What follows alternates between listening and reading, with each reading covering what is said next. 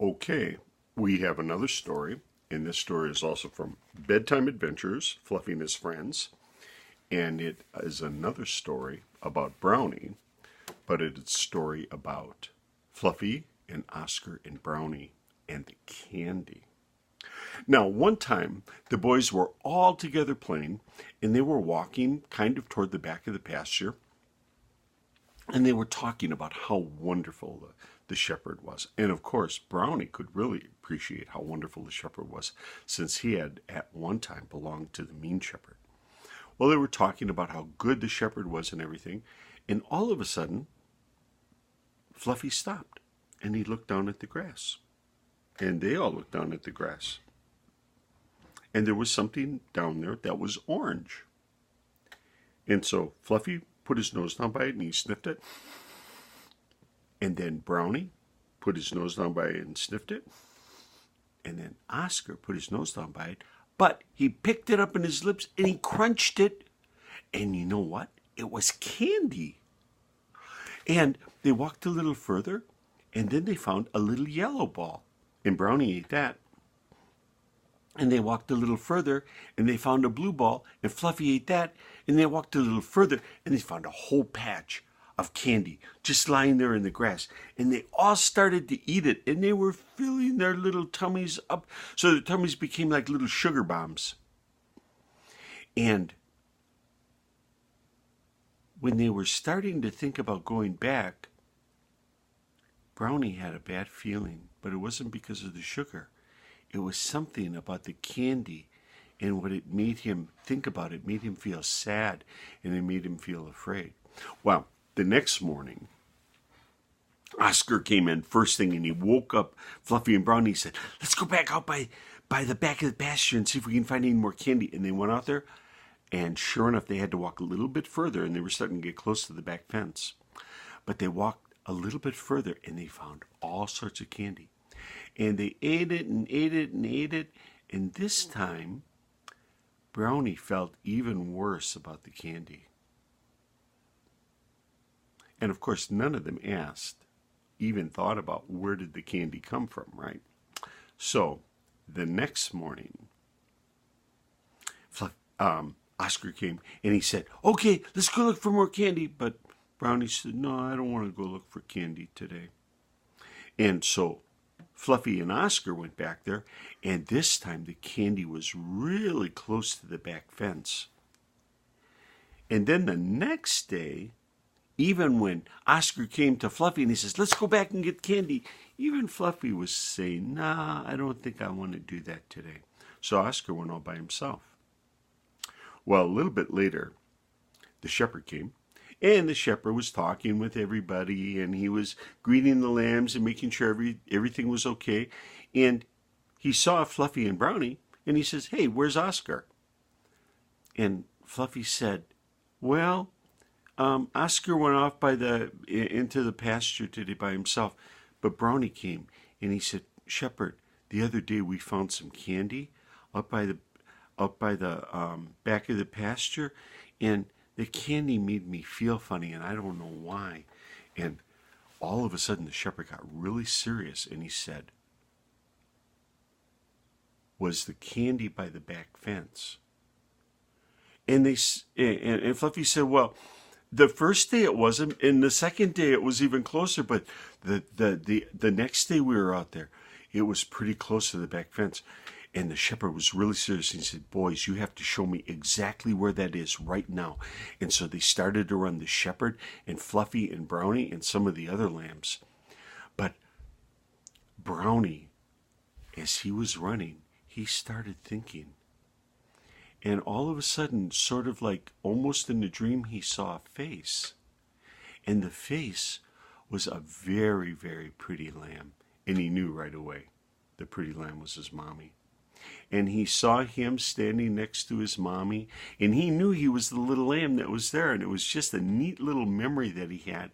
And he saw his mommy bend down into the grass, and she picked up something in her lips, and she brought it up, and it was a little ball of orange candy.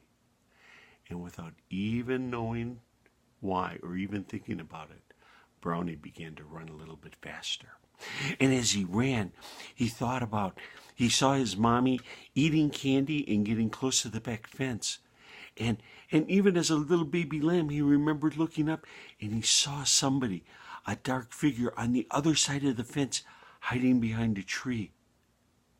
And without even thinking about it, Brownie began to run a little bit faster. And then he saw his mommy get really close to the fence, and a hand came out and grabbed her and pulled her through the fence. And he remembered even as a little lamb he was crying, but he wanted to be by his mommy, and so he went under the fence. And that's how he and his mommy came to belong to the mean shepherd. And without even thinking about it, Brownie began to run a little bit faster. And he remembered all the years of it, hearing his mommy cry and seeing the mean thing that the mean shepherd did. And he remembered the candy, and he remembered that dark figure, and he remembered his mommy crying and following her. And now Brownie was running like a brown bullet along the fence, and the shepherd and Fluffy and the other lambs were way behind him. And as Brownie was running, he looked up ahead and he saw Oscar. And Oscar was right by the fence, and Brownie could see on the other side of the fence. And there was that dark figure hiding behind a tree. And suddenly a hand came out and he grabbed Oscar and he started pulling Oscar in, and Oscar was fighting back. And another hand came out, and now both hands were on Oscar's back, and he was pulling Oscar through the fence. And Brownie jumped. And he grabbed one of the hands and he gave it a good bite. And the mean shepherd yelled. And when he put his hand up in the air, Brownie flew over and he tumbled upside down. And it was just a mess. And then Oscar, he fell backwards and he was trying to get away from the fence. But the mean shepherd, he jumped up and he grabbed his dark shepherd staff and he jumped over the fence. And he grabbed Oscar and he picked Oscar up, and he would have been over the fence before anybody got there. But Brownie was up again, and he bit him in the leg, and he was like a dog, trying to pull the shepherd away from Oscar. And the mean shepherd, he threw Oscar down on the ground, and then he took his other leg and he gave Brownie a really bad kick. And Brownie rolled over, and his back legs were hurting and everything. And then the mean shepherd looked at him. He said, "Brownie, I told you someday I would get even with you." And he picked up his dark shepherd staff and he lifted it up over his head, and he was going to hit Brownie. But as he was bringing his staff down, the bright oak staff of the good shepherd went up and hit that staff, and it exploded into 1,000 pieces. And then the good shepherd took his staff and he put it in the chest of the mean shepherd, and he says, "You don't belong to my pasture. Get out of here." And the mean shepherd turned around right away and he jumped over the fence. But when he got on the other side of the fence, he started laughing. And he said, "Little lamb, do you want some more candy?" And he walked away. Well, you can imagine, Oscar was lying on the grass and he was just crying. And so the shepherd went over to Oscar right away and he said, "Oscar, it's going to be okay." And by this time, some of the other lambs had shown up and they were starting to help Oscar. And then he went over to Brownie, and Brownie couldn't even stand up because the mean shepherd had kicked him so hard in his back legs.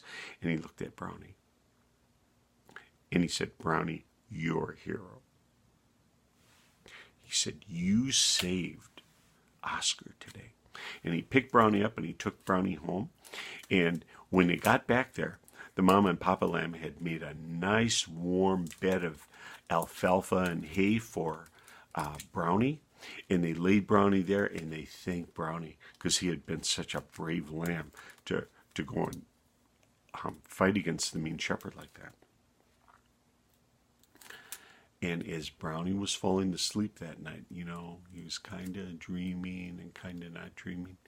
He saw the face of his mother, just beautiful and everything, and she was smiling at him. And I guess I should say a little bit about the story, just to say that sometimes the mean shepherd, if you want to say Satan, tempts us with things that look really, really good. Jesus is our good shepherd, and he has good things for us. And he, even if he tells us no about some things, is only for our good. And it's the mean shepherd who tries to tempt us with things that we want or things that we think we need, but they kind of lead us away from the good shepherd. And it's always nice to have a friend like Browny around, right? Who is able to talk to us or help us and tell us we need to stick with the good shepherd. He's the one who loves us, and he gave himself for us, and he knows what's best for us, right? Right.